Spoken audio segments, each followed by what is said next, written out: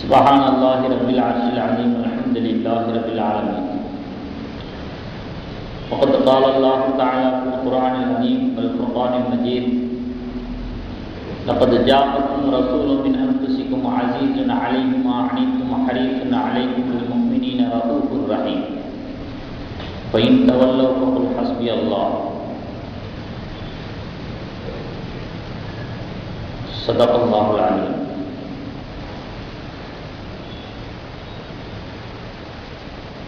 நிறையுடைய வாழ்வழித்து நெடுநிலத்தை காப்பதற்கு மறையளித்த இறைவனுக்கே மாபெரும் புகழனைத்தும், சத்திய தூதராம் நபிகள் நாயகம் ஸல்லல்லாஹு அலைஹி வஸல்லம் அவர்களின் மீதும் அவர்களின் வழிவாழ்ந்த சத்திய சஹாபா பெருமக்கள் மீதும், அவுலியாக்கள், நாதாக்கள், சுஹதாக்கள் நம் போன்ற அனைத்து நல்லடியார்களின் மீதும் ஏக வல்லோனின் சாந்தியும் சமாதானமும் என்றென்றும் நின்று நிலவட்டுமாக. கண்ணியத்திற்குரிய இஸ்லாமிய பெரியோர்களே, சகோதரர்களே, மனித குலத்திற்கு, மனித இனத்திற்கு தேவையான எல்லா பண்புகளையும், பண்பாடுகளையும், வழிமுறைகளையும், நெறிமுறைகளையும் குர்ஆன் ஹதீஸிலிருந்து ஏராளமாக நாம் பெற முடிகிறது. குர்ஆன் ஹதீஸின் மூலமாக வழிந்தோடக்கூடிய அத்தனை வழிமுறைகளும் மனித குலம் கட்டாயம் பின்பற்றப்படக்கூடிய விஷயங்களாக இருந்து கொண்டிருப்பதை நாம் பார்த்து கொண்டிருக்கிறோம். மனித குலம் பண்பாட்டிலே விருட்சம் அடைவதற்கு ஆன்மீக பண்பாடுகள் என்பது தவிர்க்க முடியாத அத்தியாவசியமான ஒன்று என்பதை உலகம் ஏற்றிருக்கிறது. ஒரே ஒரு ஆயத்திலே அல்லாஹ் சொல்லக்கூடிய வசனத்தினுடைய அந்த போக்கே அதை உணர்த்தக்கூடியதாக இருக்கிறது. யா அய்யுஹன்னா சுத்தகூ ரப்பக்குமுல்லதீ ஹலகக்கும் மின் நஃப்ஸின் வாஹிதா. மக்களே, அல்லாஹ்வை பயந்து கொள்ளுங்கள். உங்களுடைய ரப்பு எப்படிப்பட்டவன் என்றால், ஹலகக்கும், உங்களை அவன் படைத்தான், மின் நஃப்ஸின் வாஹிதா, ஒரே ஆன்மாவிலிருந்து படைத்தான். இதை கொண்டு அல்லாஹ் தஆலா சொல்ல வரக்கூடிய செய்தி என்ன? ஒரே ஆன்மாவிலிருந்து உருவானவர்கள் தான் நீங்கள் எல்லாம். அப்படி என்றால் உலக மக்கள் எல்லாம் ஒரு குடும்பத்தை போல. உலக மக்களை உங்களில் ஒரு குடும்பமாக பார்க்க வேண்டும். தன் குடும்பத்தை மட்டுமே உலகமாக பார்க்கக்கூடாது. ரெண்டுக்கும் வித்தியாசம் இருக்கிறது. உலகத்தை தன் குடும்பமாக பார்ப்பது பொதுநலம். தன் குடும்பத்தை மட்டுமே உலகமாக பார்க்கிறது சுயநலம். இங்கிருந்தே அல்லாஹ் தஆலா மனித குலம் தங்களை எப்படி அமைத்துக் கொள்ள வேண்டும் என்ற சிந்தனை சுவட்டை அல்லாஹ் தஆலா பயன்படுத்தி காட்டுகிறார். சிந்தனை சுவடு பதிவு செய்கிறார். ஆன்மீக பண்புகள் என்று எடுத்துக்கொண்டால் நிறைய இருக்கிறது. எத்தனை இருந்தாலும் அதை அள்ளி பருகக்கூடிய ஒரு பக்குவத்தை உள்ளம் பெற வேண்டும் அல்லவா? அதை எடுத்துக்கொள்ளக்கூடிய ஒரு தன்மையை இந்த இதயம் பெற்றிருக்க வேண்டும் அல்லவா? ஆகையினால் அத்தனை பண்புகளையும் பண்பாட்டுகளையும் பருகக்கூடிய ஒரு பக்குவத்தை உள்ளம் பெறுவதற்கான சில முயற்சிகளை நாம் செய்வது கடமையாக இருக்கிறது. உள்ளத்தை பக்குவப்படுத்தணும் அப்படிங்கிற விஷயம். அகம் புறம் இந்த இரண்டையும் கொண்டதுதான் மனிதனுடைய நிலைப்பாடு. அகத்தினுடைய சகல இயக்கங்களும் மனம் சார்ந்தது, மனதோடு தொடர்பு கொண்டது. அப்படிப்பட்ட ஒன்றாக அகம் என்பதாக நாம் சொல்லுகிறோம்.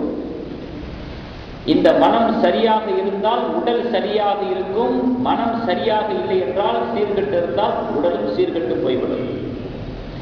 ஆகையினால் மன சீர்திருத்தம் என்பது மனித குலத்தினுடைய தவிர்க்க முடியாத அவசியமான ஒன்று என்பதை நாம் விளங்கிக் கொள்ளலாம். மனம் சார்ந்த குற்றங்களை எந்த அளவுக்கு குறைத்துக் கொண்டே வருகிறோமோ அந்த அளவுக்கு அகம் தூய்மை அடைந்து கொண்டே போகும். மனம் சார்ந்த குற்றங்கள் அதிகமாக அதிகமாக அகம் அழுக்கால் நிரம்பி வழிந்து கொண்டிருக்கும். இது எதிர்கால வாழ்க்கைக்கு ஆபத்தான ஒரு அறிகுறி. இப்படிப்பட்ட ஒரு உயர்ந்த இடத்திலே மனம் என்பது இருக்கிறது, உள்ளம் என்பது இருக்கிறது, கல்வி என்பது இருக்கிறது என்கிற காரணத்தினாலே அதை தூய்மைப்படுத்தக்கூடிய ஒரு குறியிலே இஸ்லாம் அத்தனை வழிபாடுகளையும் நமக்கு வகுத்து தந்திருக்கிறது. இஸ்லாத்தினுடைய ஆன்மீக வழிபாடுகள் அத்தனையும் பயிற்சிகள் தான். இவைகளெல்லாம் எதை மையமாக கொண்டு வகுக்கப்பட்டது? மனதை தூய்மைப்படுத்துவதற்காக வேண்டி வகுக்கப்பட்டது. இலக்கு அதுதான்.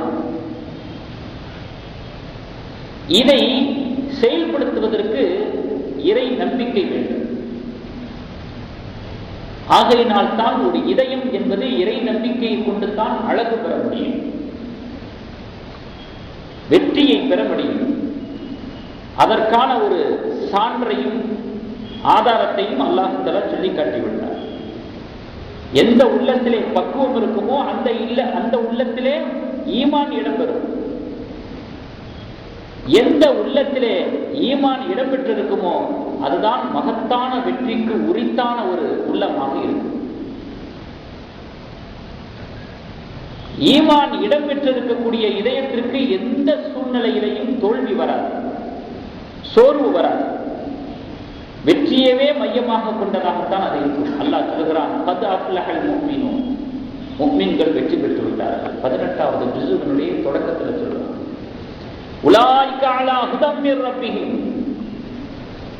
இதய சுத்தி பெற்றவர்கள், இதயத்தை உள்ளத்தை பக்குவப்படுத்தியவர்கள், ஈமானை கொண்டு நிரப்பி வைத்திருப்பவர்கள், அவர்களை பார்த்து அல்லாஹ் சொல்லக்கூடிய செய்தி, உலாயிக அலா ஹுதம் மிர் ரப்பிஹிம், இவர்கள் தான் நேர்வழியில் உள்ளவர்கள், உலாயிக ஹுமுல் முஃப்லிஹூன், இவர்கள் தான் வெற்றிய சீலர்கள். நேர்வழியாளர்கள், வெற்றிய சீலர்கள் இவர்கள் தான் அப்படின்னு யாரை பார்த்து சொல்றான்? அந்த ஈமானை கொண்டு தன்னுடைய உள்ளத்திலே நிரப்பி வைத்திருப்பவர்களை பார்த்து அல்லாஹ் தஆலா சொல்கிறார். இப்படிப்பட்ட அந்த பக்குவமான சிந்தனை இருக்கிறதே, இது உள்வாங்கிக் கொள்ளக்கூடிய அந்த ஆன்மீக பண்புகள் எல்லாம், பண்பாடுகள் எல்லாம் வெறும் மறு உலகத்துக்கு மட்டும் தேவையானதல்ல, உலக வெற்றிக்கும் அது தேவையான விஷயமாக இருக்கிறது. இரு உலகத்தையும் குறி வச்சுதான் அல்லாஹ் தஆலா ஆன்மீகத்தினுடைய படித்தரங்களை, பயிற்சிகளை, பண்பாடுகளை, பண்புகளை அமைத்து நமக்கு தந்திருக்கிறார். ஆன்மீக பண்புகள் எல்லாம் என்ன என்ன என்பதை அன்னலம் பெருமானார் ஸல்லல்லாஹு அலைஹி வஸல்லம் அவர்கள் தன்னுடைய வார்த்தையிலும் சொல்லிவிட்டு சென்று விட்டார்கள், தன்னுடைய வாழ்க்கையிலும் காட்டிவிட்டு சென்று விட்டார்கள். அதையும் அல்லாஹ் தஆலா எடுத்து இயம்புகிறான் அவனுடைய திருமறை குர்ஆனில். 10வது அத்தியாயம் 128வது வசனத்தில், லகத் ஜாஅக்கும் ரசூலும் மின் அன்ஃபுசிக்கும், உங்களிலிருந்தே ஒரு தூதுவர் உங்களிடம் வந்திருக்கிறார்.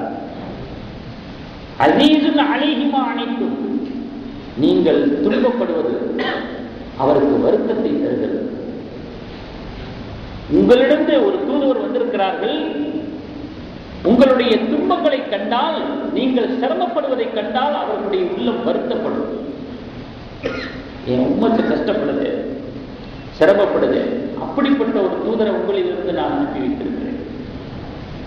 ஹரீசுன் அலைக்கும் பில் முஃமினீன, முஃமின்களின் மீது அதிகமான அக்கறை கொண்டவர். இறை நம்பிக்கையாளர்கள் அதிகமான நன்மைகளை பெற வேண்டும், அதிகமான நற்காரியங்களை செய்ய வேண்டும் என்பதிலே அலாதியான பிரியம் கொண்டவர், பேரார்வம் கொண்டவர். ஹரீசு, இந்த வார்த்தைக்கு அதுதான் பொருள். நமக்கு தான் இருக்கு பேராசை. எதுல இருக்கு? எதன் மீது இருக்கு? பெருமானார் ஸல்லல்லாஹு அலைஹி வஸல்லம் அவர்களுக்கு பேராசை இருந்தது, தன்னுடைய சமுதாயம் அதிகமான நன்மைகளை பெற வேண்டும் என்கிற விஷயத்தில், நற்காரியங்களில் ஈடுபட வேண்டும் என்கிற விஷயத்தில். இதை சொல்லுவது வல்ல ரஹ்மான். 1000 பண்புகள் இருக்கிறது பெருமானார் ஸல்லல்லாஹு அலைஹி வஸல்லம் அழகிய பண்புகள். அதுல பிரதான பண்புகளாக அல்லாஹ் தஆலா திருமறையில சொல்றானா, அது எவ்வளவு உயர்ந்த பண்பாக இருக்கும். ரഊஃபுன் ரஹீம், மகா கிருபையாளர், கருணை உள்ளம் கொண்டவர், உங்களிலிருந்து உங்களுக்காக அனுப்பப்பட்ட தூதர் என்பதாக ஆயத்த முடியும். இத்தோடு மட்டும் நிற்காமல் மகா கிருபையாளராக உங்களின் மீது இருக்கிறார், கருணையாளராக இருக்கிறார் என்று சொல்லி ஆயத்த முடிக்கிறார். இப்படிப்பட்ட ஒரு தூதுவரை நான் அனுப்பி வைத்தும் கூட அவருடைய பண்புகளை கடைபிடிக்க கசக்கிறது என்று சொன்னால்,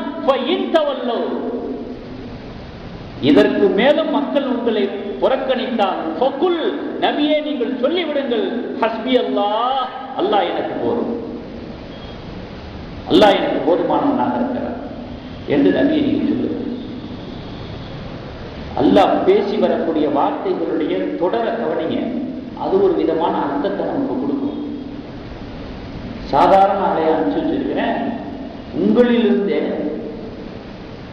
உங்களின் மீது இவங்க அக்கறை கொள்ற மாதிரி, பெருமானார் ஸல்லல்லாஹு அலைஹி வஸல்லம் அவர்கள் மெனக்கெடுக்கிற மாதிரி, அக்கறை கொள்ற மாதிரி யாரையும் நீங்க பார்த்துக்க முடியாது. பெற்றோர்கள் உட்பட, பிள்ளைகள் உட்பட, இன்னும் யாரையெல்லாம் தானை தலைவர்களாக நீங்கள் கருதி கொண்டு பின்னால் சென்று கொண்டிருக்கிறீர்களோ அத்தனை பேர்களையும் உட்பட்டு இது மாதிரியான ஒரு அக்கறை கொண்ட நபரை நீங்கள் பெற்றிருக்கவே முடியாது, உலகம் பெற்றிருக்காது. அப்படிப்பட்ட ஒரு தூதரை உங்களுடைய வாழ்க்கையினுடைய முன்னேற்றத்திற்கும் உயர்வுக்கும் வழிகாட்டியாக அனுப்பிச்சு வச்சிருக்கிறேன். அதை சட்ட செய்யாம இருக்கிறீங்கன்னா, அதன் மீது கவனம் கூட செலுத்தவில்லை என்று சொன்னால், அப்படி நீங்கள் புறக்கணித்து உங்களுடைய வாழ்க்கையை அமைத்துக் கொண்டு சென்றால் போங்க, நபியே நீங்கள் அவர்களை பார்த்து சொல்லுங்கள், ஹஸ்பி அல்லாஹ், அல்லாஹ் எனக்கு போதுமானவன். எல்லா விதமான வசதிகளையும் செஞ்சு கொடுத்தோம், ஒருத்தருக்கு தேவைகளை பூர்த்தி செய்து கொடுத்தோம், மனம் கோணாம நடந்துகிட்டோம். அதையும் தாண்டி அவன் நம்மளை சட்டம் செய்யவே இல்லைன்னா எவ்வளவு வேதனையா சொல்லுவோம். அவனுக்கு நான் என்ன குறை வச்சேன், அவனுக்கு நான் என்ன வாங்கி கொடுக்கல, அவனுக்கு தேவையான அத்தனை சௌகரியங்களையும் செஞ்சு கொடுத்தும் கூட அவன் அதை நினைச்சு பார்க்கலையே, திரும்பி பார்க்கலையே, உணரலையே, என்னை நினைக்கலையே. அப்படி என்ன செஞ்சிட்டாரு? அவருக்கு அது பெரிதாக தெரிகிறது. அதை நினைச்சு அவனால தாங்க முடியாம சில வார்த்தைகள் சொல்றாரு. அவ்வளவு செஞ்சாங்க. அல்லாஹ் தஆலா சொல்லுகிறான், பேர்பட்ட ஒரு தூதரை நான் அனுப்பிச்சு வச்சிருக்கிறேன். அந்த தூதர் வந்ததனுடைய நோக்கம் என்ன, அவர் காண்பித்து தந்த செயல்பாடுகள் என்ன, சுன்னத்துக்கள் என்ன, நெறிமுறைகள் என்ன, அறநெறிகள் என்ன, இறைநெறிகள் என்ன, இவைகளெல்லாம் பார்ப்பதற்கும் கேட்பதற்கும் கண்டுகொள்வதற்கும் இறைவா எனக்கு நேரம் இல்லைன்னு சொல்லிட்டு போனா, அல்லாஹ் வேடிக்கை பார்த்துக்கிட்டு இருப்பானா? சும்மா விட்டுருவானா? 1000 வேலைகள் இருக்கலாம், ஜோலிகள் இருக்கலாம், தேவைகள் இருக்கலாம். பிறந்தது எதற்காக? மனித இனத்தையும் ஜின் இனத்தையும் என்னை வணங்குவதற்காக வேண்டியே தவிர நான் படைக்கல. என்னைய வணங்குறதுக்காக வேண்டித்தான் மனித இனம் படைக்கப்பட்டிருக்கிறது என்று சொன்னால், அல்லாஹ் தஆலா குடும்பம் வேணாம்னு சொல்றானா? சம்பாத்தியம் வேணாம்னு சொல்றானா? வியாபாரம் வேணாம்னு சொல்றானா? மனைவி மக்கள் இருக்கக்கூடாதுன்னு சொல்றானா? பதவி வேணாம்னு சொல்றானா? எல்லாம் வச்சுக்குங்கன்னு தானே சொல்றான். அதோட என்னையும் உங்க மனசுல வச்சுக்குங்கன்னு தானே சொல்றான். அந்த ஒண்ணு மட்டும் தானே எங்களுக்கு பிடிக்கல, மற்றதெல்லாம் எங்களுக்கு பிடிக்குது. அந்த ஒண்ணு மட்டும் தானே நெருடுதுன்னா என்ன நியாயம்? பகுத்தறிகிறதுக்கு, சிந்திக்கிறதுக்கு அல்லாஹ் அறிவு கொடுக்கல. நல்லது. எதெல்லாம் இனிக்குதுன்னு சொல்றோமோ,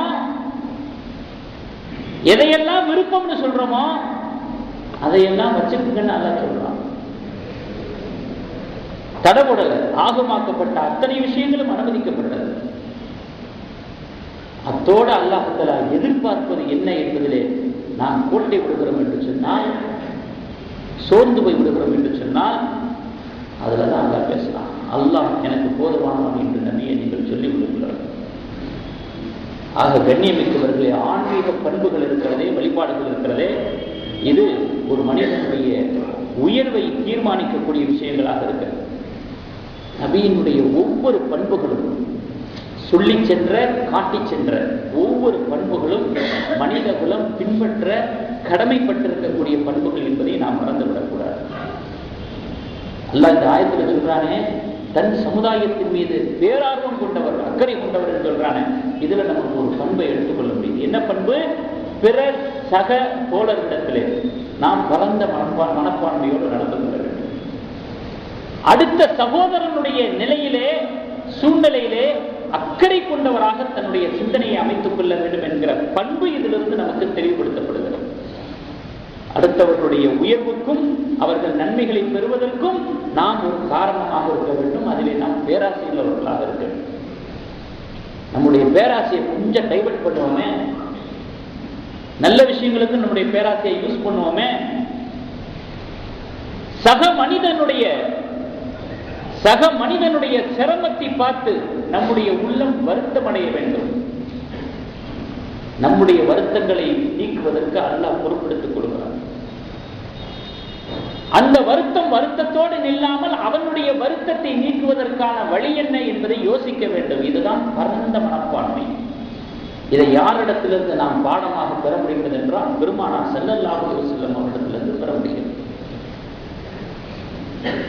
ஒருவருடைய நிலையை பார்த்துவிட்டு, சூழ்நிலையை பார்த்துவிட்டு, நெருக்கடியை பார்த்துவிட்டு என்றைக்காவது என்னுடைய மனம் வருந்தி இருக்கிறதா, வேதனைப்பட்டு இருக்கிறதா? ஆதாய சிந்தனை இல்லாமல், அதை கொண்டு எதையும் அடைய வேண்டும் என்ற எண்ணம் இல்லாமல் இஹ்லாஸாக அல்லாஹ்வுக்காக, ஒரு சக சகோதரன் இந்த கஷ்டத்தில் இருக்கிறானே, அடுத்த சகோதரனுடைய நிலை இப்படி இருக்குது, இவனுக்கு நம்மளால் முடிந்த உதவி என்ன? ஆலோசனைகளை சொல்வதன் மூலமாகவோ, அரவணைப்பதின் மூலமாகவோ, வேறு ஏதாவது ஒரு வகையிலோ அள்ளி கொடுத்துட வேணாம், கவலைப்பட்டாலே போதும். அவர் அள்ளி கொடுக்கலாமா வேண்டாமான்னு அல்லாஹ் தீர்மானிக்குமா, அல்லாஹ் நாடுவான். ஆரம்ப நம்மிடத்திலிருந்து வர வேண்டும். அது எப்படி போய் முடியுதுங்கிறத அல்லாஹ்வின் தக்தீர்ல நம்ம பார்த்துக்கலாம். வேதனையாக துவங்க வேண்டும், கவலையாக துவங்க வேண்டும்.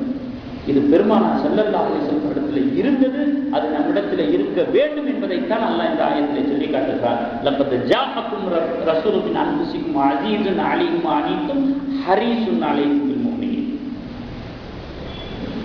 கஅப் இப்னு ஸுஹைர்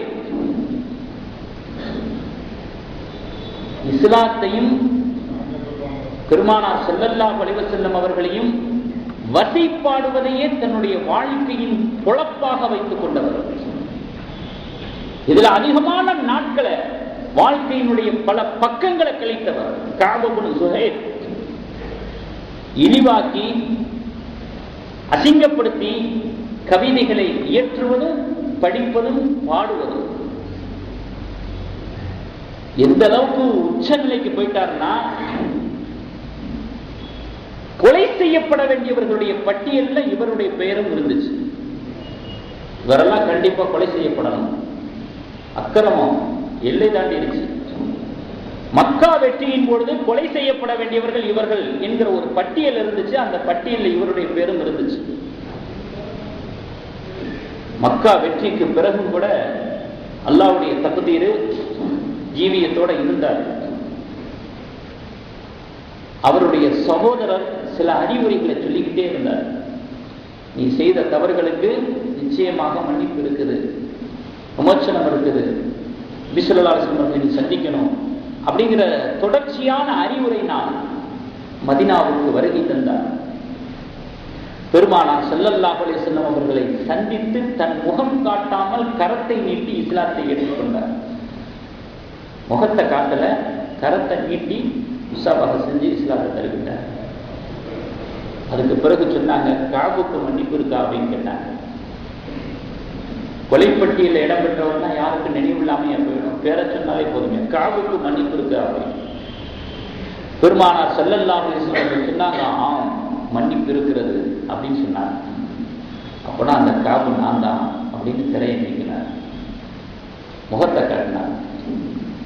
பக்கத்தில் உட்கார்ந்து கொண்டிருந்த மதீனாவாசி ஆசிம் இப்னு உமர் வெகுண்டு எழுந்து தாக்குவதற்கு முற்பட்டார், கொல்ல முற்பட்டார். பெருமானார் ஸல்லல்லாஹு அலைஹி வஸல்லம் அவர்கள் தடுத்து விட்டார். ஆசிமே அமைதியாக, அவருக்கு மன்னிப்பு கிடைத்து விட்டது. காலமெல்லாம் தன்னுடைய வாழ்க்கையினுடைய பல பக்கங்களை நபி ஸல்லல்லாஹு அலைஹி வஸல்லம் அவர்களை இழிவுபடுத்துவதிலேயே காலம் கழித்தவர், இஸ்லாத்தை ஏசி பேசுவதிலேயே தன்னுடைய பொழப்பாக ஆக்கிக் கொண்டவர். மன்னிப்பு கிடைத்து விட்டது என்று பெருமானார் ஸல்லல்லாஹு அலைஹி வஸல்லம் அவர்கள் சொன்னதோடு மட்டும் நிற்காமல் தன்னுடைய புனிதமான உடலின் மீது இருந்த அந்த போர்வையை எடுத்து, பரக்கத்தான அந்த போர்வையை எடுத்து அவரின் மீது போர்த்துக்கிறார்கள், அரவணைக்கிறார்கள், பானத்தை செய்கிறார்கள் பெருமானார் ஸல்லல்லாஹு அலைஹி வஸல்லம். இப்பேற்பட்ட ஒரு கிருபை. அப்பா அல்லாஹ் பொருத்தமா தானே சொல்லியிருக்கிறான், ரഊஃபுன் ரஹீமுன், உங்களிடத்திலிருந்து வந்த தூதர்.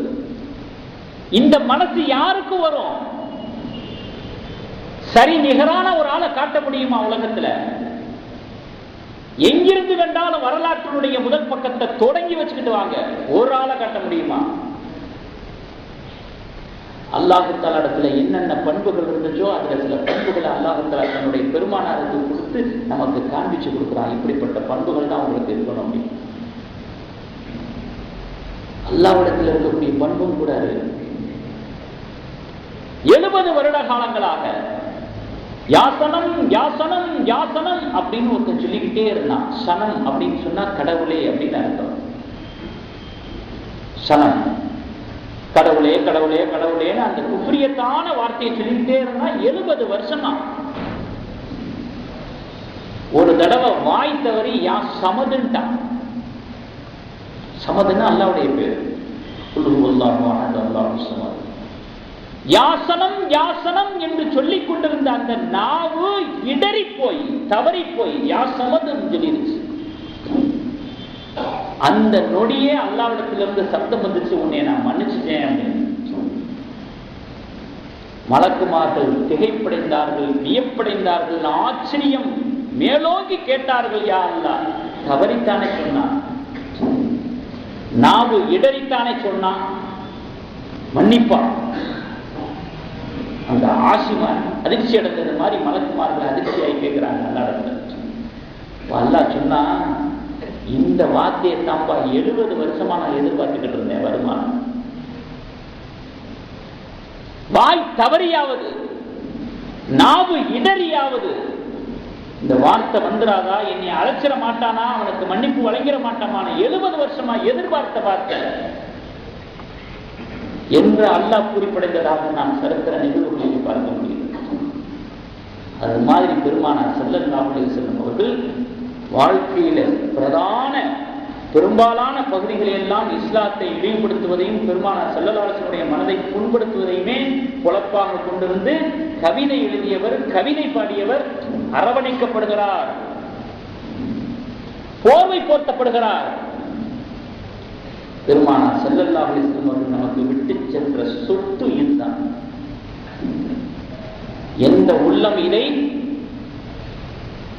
ஈர்த்துக் கொள்ளுமோ அவர்கள் தான் ஈடேற்றுக் கொள்வார்கள்.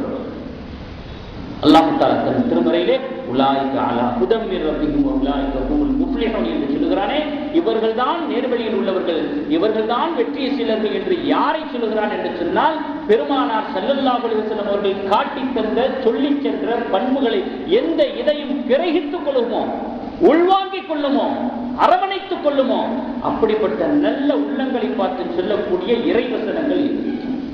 அதற்கு சொந்தக்காரர்களாக நாம் ஆக வேண்டும் என்ற ஆர்வம் நமக்கு இருக்க வேண்டாமா? அதன்பால் சிந்தனை செய்ய வேண்டாமா? இன்ஷா அல்லாஹ் சொல்லுங்களேன். அடுத்து பாருங்க, பிற சகோதரன் தன்னை போலவே இறை அன்பை பெறுகிற விஷயத்துல அந்த ஸ்தானத்தை பெற வேண்டும் என்று நம்ம ஆசைப்படுவதோட இன்னொரு அழகான ஒரு பண்பையும் நமக்கு சொல்லிவிட்டு சென்றார். இந்த மாதிரியான ஆன்மீக பண்புகளை, பயிற்சிகளை அடையக்கூடிய விஷயத்துல விடாமுயற்சி என்பது இருக்க வேண்டும், தொடர் முயற்சி என்பது இருக்க வேண்டும். இதுவும் இறைவசனம் நமக்கு எடுத்து வைக்கக்கூடிய ஒரு நல்ல ஒரு கருத்தாக இருக்கிறது.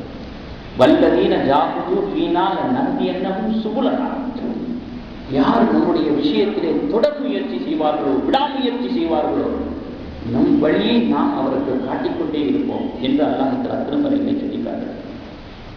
நல்ல விஷயங்கள்ல விடாமுயற்சி என்பது வரவேற்கத்தக்கது. அதுவும் ஒரு அழகான பண்பு.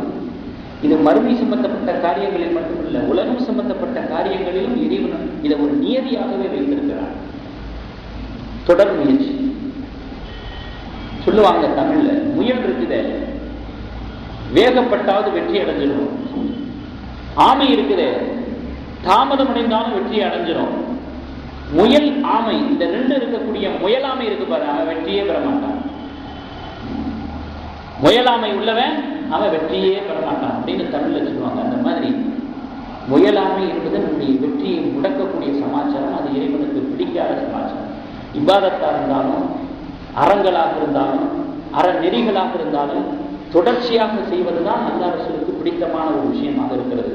அப்துல் ரஹ்மான் இப்னு அவுஃப் ரலியல்லாஹு அவர்கள், எனக்கு எதுவும் தர வேணாம், கடத்தெருவு எங்க இருக்கு, சந்தை எங்க இருக்கு காட்டுங்க, என்னுடைய உழைப்பாலும் முயற்சியாலும் நான் முன்னேறி காட்டுறேனா இல்லையா. அதே மாதிரி அப்துல் ரஹ்மான் இப்னு அவுஃப் ரலியல்லாஹு அவர்கள் மதீனாவுக்கு வந்ததுக்கு பிறகு சந்தையில இறங்கி, மார்க்கெட்டில் இறங்கி தன்னுடைய தொடர் முயற்சியால மிகப்பெரிய வணிகர்களில் ஒருவராக, வியாபாரிகளில் ஒருவராக வர்றார் அப்துல் ரஹ்மான் அவுஃப் ரலியல்லாஹு. அடுத்து ஆன்மீக பண்புகளிலே, ஆன்மீக பண்புகளிலே ஒன்று சோதனைகளை சகிப்பது என்பது. இதுவும் நமக்கு கற்றுத்தரப்பட்ட, வழிமுறையாக்கப்பட்ட ஒரு அழகான பண்பாக இருக்கிறது. அல்லாஹ் ஒரு ஆயத்தில் சொல்றான், கதாலிக்க முதாவிலுஹா பைனன்னாஸ், மக்களுக்கு மத்தியிலே சோதனைகளை, காலங்களை, சோதனை காலங்களை நாம் மாறி மாறி வர செய்து கொண்டே இருப்போம் அப்படின்னு அல்லாஹ் சொல்றான். மனிதனுடைய வாழ்க்கை நிலைங்கிறது ஒரே மாதிரி இருக்காது, பொருள் கொண்டே இருக்கும், மாறி மாறி வரும். இது நம்ம ஒரு நியதியாகவே வச்சிருக்கிறோம். இதுல நீங்க செயல்படக்கூடிய விஷயம் என்னன்னா, சகிச்சுக்கிறத தவிர அவர் வழி இல்லை. இறைவனுடைய நியதி இதுதானா, அதை சகிச்சுட்டு ஆகணும். சகிக்காம என்ன பண்ண போறீங்க, என்ன பண்ண முடியும்? மக்களிடத்திலே சோதனைகளை நாம் மாறி மாறி வர செய்வோம். இந்த சோதனை இல்லைன்னா இன்னொரு சோதனை, ஒவ்வொரு சோதனையிலையும் நம்ம நினைச்சுக்கிறது, இதுல மட்டும் நான் விடுபட்டேன்னு வச்சுக்க ரொம்ப நிம்மதி, அடுத்த ஒண்ணு இருக்குது தெரியல நமக்கு, அதுல இருந்து மட்டும் நான் மீண்டேன்னு வச்சுக்குவேன், நீ பிடிக்க முடியாது, மூணாவது இருக்குது. இதுதான் நியதி. தீர்வு என்ன, சகிக்கிறது தான் என்பதாக அல்லாஹ்விடத்தில் இந்த வசனத்தை சொல்லி காட்டுகிறார். விரக்தி அடையக்கூடாது. கத்தாதா இப்னு திஆமா ஒரு தாபியர், மிகப்பெரிய ஒரு பெருந்தகை. அவங்களுக்கு பார்வை போயிடுச்சு. கண் பார்வை போய்விட்டும் கூட அவரிடத்திலே உமையா வம்சத்தினுடைய அரச குடும்ப பிரமுகர்கள் எல்லாம் வந்து ஞானம் தேடி விட்டு சென்று போனார், ஞானம் பெற்று விட்டு சென்றார், கல்வியை கற்றுவிட்டு சென்றார். வரலாறு, வம்சாவளி போன்ற கலைகளிலே கைதேர்ந்தவர்களாக இருந்தாங்க. பார்வையற்ற நிலையிலும் கூட அற்புதமான கவிதைகளை இயற்றக்கூடிய, பாடக்கூடிய ஒரு திறன் அவர்களுக்கு இருந்தது. அப்போ அந்த தாபிர் நமக்கு என்ன மாதிரியான ஒரு பாடத்தை தருகிறார்கள் என்று சொன்னால், தாபின்னா தெரியுமில்ல, சஹாபாக்களை பார்த்தவர்கள், சஹாபாக்களை பார்க்கக்கூடிய காலத்தில் வாழ்ந்தவர்கள், அவங்க தாபின்னு சொல்றது. அப்போ தனக்கு வந்த சோதனைகளை எல்லாம் சாதிக்கும் களமாக மாற்றிக்கொண்டார்கள். இதுதான் அவர்கள் நமக்கு தரக்கூடிய ஒரு படிப்பனையாக இருக்கிறது. அதே மாதிரி நிறைய விஷயங்கள் இருக்குது. வலிமார்கள், இறைநேசர்கள், இவர்களெல்லாம் வந்து துன்பத்தையும் நோயையும் கூட பரக்கத்து என்று நினைப்பவர்கள். நம்ம நினைச்சு வச்சிருக்கிற ஒரே பரக்கத்தை என்ன தெரியுமா, சேலரி இன்கிரிமெண்ட் பண்ணணும், பணம் கொட்டணும், கஷ்டமே வரக்கூடாது, இப்படித்தான் நம்ம விளங்கி வச்சிருக்கிறோம் பரக்கத்து அப்படின்னு சொன்னா. உட்பொருள், விரிவான பொருள், அதை பற்றிய விஷயங்கள் இன்னும் நம்ம முழுமையா தெரியாம இருக்கிறோம். வலிமார்கள், இறைநேசர்கள் நோயையும் துன்பத்தையும் பரக்கத்துன்னு நினைச்சாங்க. ஏன்னா அதன் மூலமாக பாவங்கள் மன்னிக்கப்படுதே, பாவங்கள் கழுவப்படுதே. உங்களுடைய பாவங்கள் கழுவப்பட வேண்டும் என்று சொன்னால் தர்மம் செய்யுங்கள். தர்மத்தின் மூலமாக பாவங்கள் கழுவப்படுது. அந்த தர்மத்தினுடைய அந்த செலவு வேலை கூட இல்லாம ஈஸியான முறையில் என்னுடைய பாவங்கள்லாம் கழுவப்படுதேன்னு நினைக்கிறவங்க தான் இறைநேசர்கள். தர்மமும் செய்வார்கள். இது போன்ற நிலைகளிலே நம்முடைய பாவங்கள் மன்னிக்கப்படுவதற்கு ஒரு சந்தர்ப்பம் கிடைக்கிறது என்பதாக அகமகிழ்ந்தும் போவார்கள்.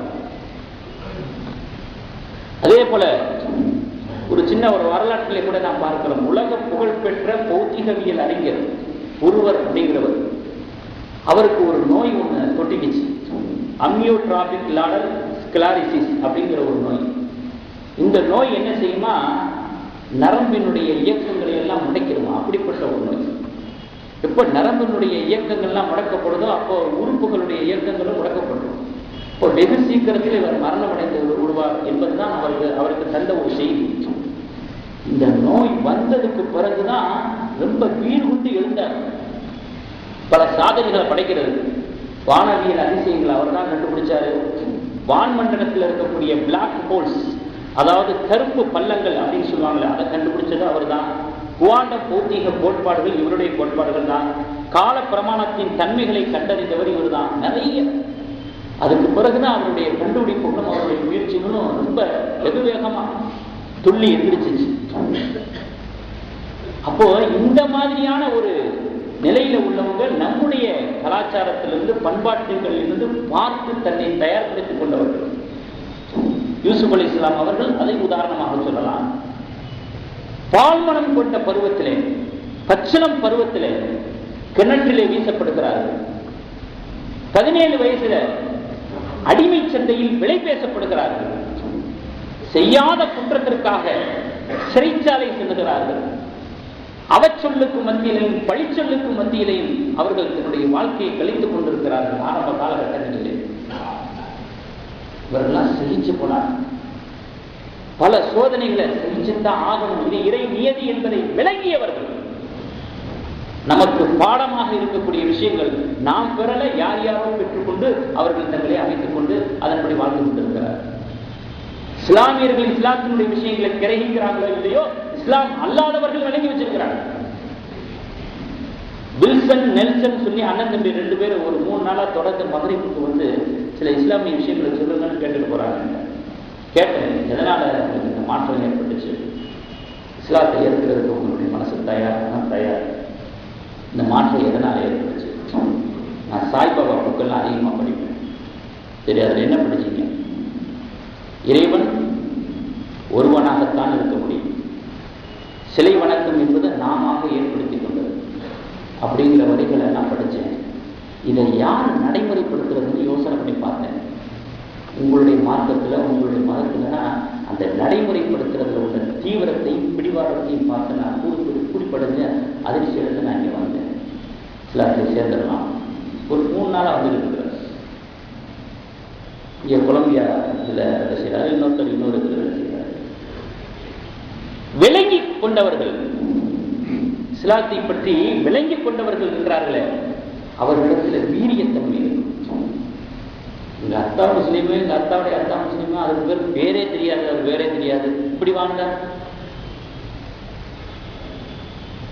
அல்லாஹ்வுத்தாலா இஸ்லாத்துக்கு அப்படி ஒரு பவரை கொடுத்திருக்கிறான், அப்படி ஒரு தாக்கத்தை கொடுத்திருக்கிறான். அந்த மாதிரி ஒரு அடிப்படையில விளங்கி வச்சு வந்தவங்க அழகிய பண்புகளை தன்னுடைய வாழ்க்கையை கொண்டு வருவது என்பதிலே அலாதி பிரியமுள்ளவர்களாக இருப்பார். அதே போல பாருங்க, அணுகுமுறையில கனிவு, இதுவும் இஸ்லாம் நமக்கு கற்றுத்தந்த ஒரு அழகான ஒரு பண்பு, ஆன்மீக பண்பு. உலகத்தில் பிறந்த ஒவ்வொருத்தவங்களும் இன்னொருத்தவங்க மாதிரி இருக்கிறது இல்லை. ஒருத்தருடைய கண்ணோட்டம் இன்னொருத்தருடைய கண்ணோட்டம் மாதிரி இருக்கிறது இல்லை. வித்தியாசமானவர்களுக்கு மத்தியில வாழக்கூடிய வாழ்க்கை தான் அது வாழ்க்கை. வித்தியாசமானவர்களுக்கு மத்தியில வாழக்கூடிய ஒரு நிலையில் இருக்கிறதா வாழ்க்கைங்கிறது.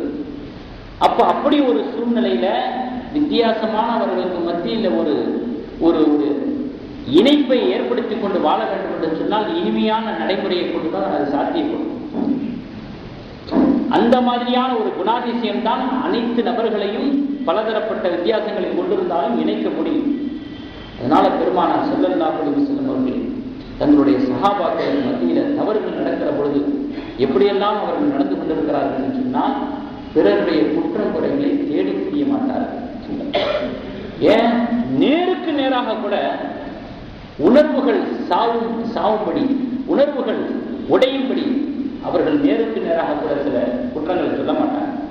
என்ன சொல்லுவாங்க, சிலர் இப்படியெல்லாம் நடந்துக்கிறாங்க, சிலர் இப்படியெல்லாம் இருக்கிறாங்க அப்படிங்கிறத சொல்லும் பொழுது பார்த்தீங்கன்னா சம்பந்தப்பட்டவர் தன்னைத்தான் சொல்லுகிறார் என்று நினைக்கிற அளவுக்கு இருக்கும். அதன் மூலமாக அதன் வழியாக புரிய வைப்பாங்க. காரணம் என்ன அப்படின்னு சொன்னா, குற்றங்கள் தவறுகள் நடந்ததற்கு பிறகு புண்படுத்துவதை விட பண்படுத்துவதுதான் உயர்ந்த குணமாக இருக்கிறது. அதை பெருமானார் ஸல்லல்லாஹு அலைஹி வஸல்லம் செஞ்சார். இது நமக்கு கற்றுத்தந்த ஒரு அழகான ஆன்மீக பண்பு, இஸ்லாத்தினுடைய பண்பு. ஒரு யுத்தத்தை முடிச்சுட்டு வர்றாங்க. யுத்தம் முடிஞ்சதுக்கு பிறகு ரெஸ்ட் எடுக்க வேண்டிய ஒரு சூழ்நிலை, நைட் ஆகி போச்சு. பெருமானார் ஸல்லல்லாஹு அலைஹி வஸல்லம் கேட்கிறாங்க, இன்று இரவு முழுவதும் நம்முடைய படைகளை பாதுகாக்கக்கூடிய பொறுப்பு, எல்லாரையும் சுபுகுக்கு எழுப்பி விடுற பொறுப்பு யார் எடுத்துக்கிறார்? பிலால் ரலியல்லாஹு அன்ஹு சொல்றாங்க, நான் எடுத்துக்கிறேன். சரிங்க, எல்லாரும் தூங்கிட்டாங்க. சுபுகையும் தாண்டி சூரியன் உதயமாகி அதனுடைய வெளிச்சத்துல கண்கள் எல்லாம் பூச ஆரம்பிச்சு. எல்லாரும் முடிச்சு பார்க்குறாங்க. சில வருஷம் தூக்கிட்டாங்க, பிலால் தூக்கிட்டாங்க, எல்லாரும் தூக்கிட்டாங்க. உடனே சூரியன் உதயமாயிடுச்சு. உடனே கொஞ்சம் தூரமா தள்ளி போய் அங்கே இருக்கக்கூடிய தண்ணீர்ல ஒளிச்சிச்சு எல்லாரும் சுபூத்துக்கிறாங்க. பிலால் ரலியல்லாஹு அன்ஹு அவர்கள் தான் உட்கார்ந்திருந்த ஒட்டகத்தினுடைய காலின் மீது சாய்ந்து அயர்ந்து விட்டார்.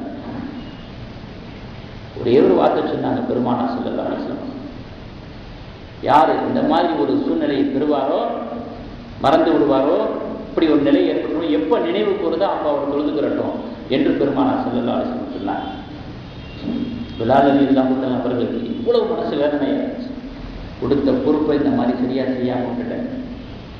பாயல, கடும் சொற்களால உதைக்கல, வதைக்கல. இந்த ஒரு வார்த்தை, இந்த ஒரு சட்டத்தை சொன்னாங்க, எப்ப நினைவு கூறுதோ அப்ப நீங்க தொழுதுறது, அப்போ உங்களுக்கு ரொம்ப நல்லா போச்சு நினைக்கிறீங்களோ, அதுல 1000 சட்டம் இருக்குது, சொல்றதுக்கு நேரம் இல்லை. அப்படியா, இவ்வளவு நாள் அது தெரியாம போச்சு, அப்படியெல்லாம் தப்பிச்சிட முடியாது. ஏன்னா விரிவாக விவரமாக சொல்றதுக்கு எனக்கு நேரம் இல்லை.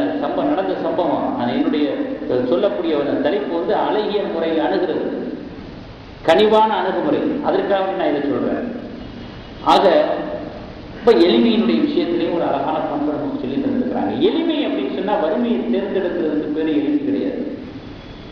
எளிமையா வாழணும் அப்படின்னு சொன்னா அவன் வறுமையா இருக்கணும் அப்படிங்கிற கருத்து கிடையாது. வளமான வசதியான வாழ்க்கையை வாழ்ந்தாலும் கூட எளிமையாக நம்முடைய வாழ்க்கை முறையை அமைச்சுக்கிறது, இதுதான் எளிமை. இந்த எளிமையும் அழகான பண்புகளில் உள்ள ஒன்றாக இருக்கிறது. சொல்லுவாங்க தமிழ்ல, தேவையில்லாத பொருட்களை வாங்கக்கூடிய பழக்கம் இருந்துச்சுன்னா தேவையில்லை பொருளை விற்க வேண்டிய ஒரு நிலைமை ஏற்படும் அப்படிம்பாங்க. இந்த மாதிரியான ஒரு நிலைக்கு வரக்கூடாதுங்கிறதுக்காக தான் எளிமையை இஸ்லாம் ஏற்றுக்கொண்டு எளிமையான வாழ்க்கை முறையை பாராட்டுகிறது, வழிமுறையாக கொண்டிருக்கிறது. ஆக இந்த மாதிரியான விஷயங்கள் நிறைய இருக்கிறது. நம்முடைய வாக்கில எளிமை இருக்க வேண்டும், வாழ்க்கையில எளிமை இருக்க வேண்டும், தன்னுடைய சகோதரனுடைய கஷ்டத்தை துடைக்க வேண்டும், கூட இருக்கக்கூடியவனுக்கு உதவி செய்ய வேண்டும், தான் மகிழ்ச்சியாக இருக்க வேண்டும், பிறரை மகிழ்ச்சிப்படுத்த வேண்டும். நம்ம எந்த அளவுக்கு மகிழ்ச்சியா இருக்கிறோமோ அந்த அளவுக்கு பிறருக்கு அந்த மகிழ்ச்சியை நம்ம தர முடியும். நம்முடைய மனம் மகிழ்ச்சியாக இருக்க வேண்டும் என்று சொன்னால் நம்முடைய மனம் நப்சுல் முத்துமையின்னாவாக இருக்க வேண்டும், சமநிலையை கையாளக்கூடியதாக இருக்க வேண்டும். வாழ்க்கையினுடைய உயர்ந்த இடத்துக்கு போகும் பொழுது பிரிக்கக்கூடாது, ஆடக்கூடாது. ரொம்ப தாழ்நிலைக்கு வரும் பொழுது விரக்தியில சோர்ந்து போய் முடங்கிடக்கூடாது. சமநிலை கொண்ட ஒரு உள்ளமாக நம்முடைய உள்ளம் இருந்து நம்முடைய மனதை எப்பொழுதும் மகிழ்ச்சியாகவே வைத்துக் கொண்டிருந்தால்தான் அந்த மகிழ்ச்சியை பிறருக்கு தர முடியும். பணம் இருந்தால் தான் நம் தேவைக்கு செலவு செஞ்சது போக பிறருக்கு கொடுக்க முடியுங்கிற மாதிரி தான் இது. அதனால அந்த மனம் சீர்பெற்று இருக்க வேண்டும், சரிப்படுத்த வேண்டும் அப்படிங்கிற விஷயத்துல இஸ்லாம் ரொம்ப குறியாக இருக்கிறது. அதற்காக வேண்டி வகுத்து தந்த பண்புகள் தான் இவைகள். அந்த பண்புகளை எல்லாம் நம்முடைய உள்ளத்திலே உருவாக்கி கொண்டு அழகிய முன்மாதிரியாக பெருமானார் ஸல்லல்லாஹு அலைஹி வஸல்லம் அவர்களை நாம் முன்மாதிரியாக கொண்டு நம்முடைய வாழ்க்கையை நம்முடைய அமைப்புல அந்த அடிப்படையில் அமைத்துக் கொள்ளக்கூடிய ஒரு பாக்கியத்தை அல்லாஹ் நம் அனைவருக்கும் தந்தல் புரிவானாக. வாகனமாக இருக்கிறார்கள்.